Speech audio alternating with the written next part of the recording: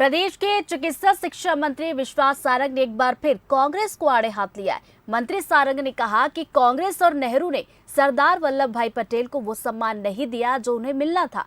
नेहरू की गलत नीतियों के कारण कई राज्य भारत से जुड़ नहीं पाते, लेकिन सरदार पटेल ने उन्हें जोड़ने का काम किया।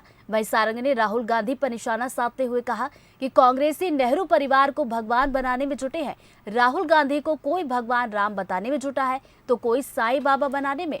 इस दौरान सारंग ने कांग्रेस पर कई आरोप लगाए। सरदार पटेल हमारे वो लोह पुरुष हैं जिन्होंने इस देश की आज़ादी के बाद इस देश को एक रखने में एक बड़े रणनीतिकार की भूमिका का निर्वहन किया। देश के पहले गृह मंत्री के रूप में उन्होंने जो कुछ किया वो हमारे सामने है। कश्मीर हो या देश के दूसरे अभिन्न अंग जो आज भी भारत के साथ हैं, वो भारत के साथ रहें, इसका पूरा प्रयास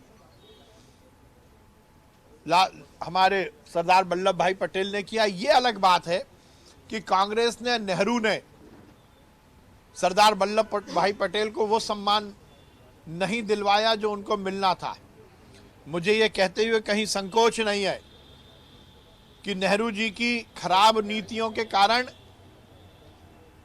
हिंदुस्तान के बहुत सारे हिस्से हिंदुस्तान में नहीं जुड़ पाते।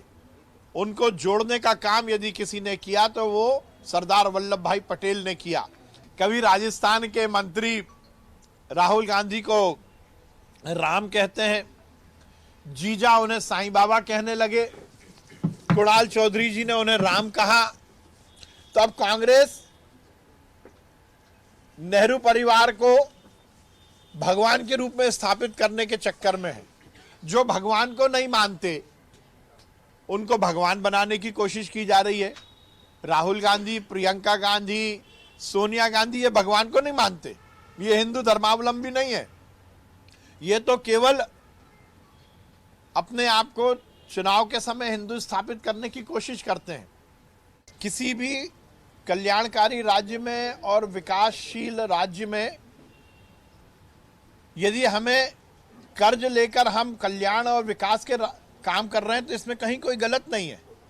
ये अर्थनीति की, अर्थशास्त्र की एक पहली कुंजी है।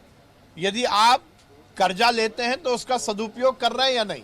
और भारतीय जनता पार्टी की सरकार ने यदि कर्जा लिया है तो वो उस कर्जे के पैसे का उपयोग सदुपयोग के रूप में किया है, जनता के कल्याण के लिए और प्रदेश के विकास के लिए। ये कांग्रेस की सरकार नहीं है जिसमें करोड़ों रुपए मंत्रियों के बंगले पर खर्च हो गए। ये कांग्रेस की सरकार नहीं है जिसने लोन तो लिया, कर्ज तो लिया, पर आईफा अवार्ड की पार्टी पर उसको उड़ा दिया।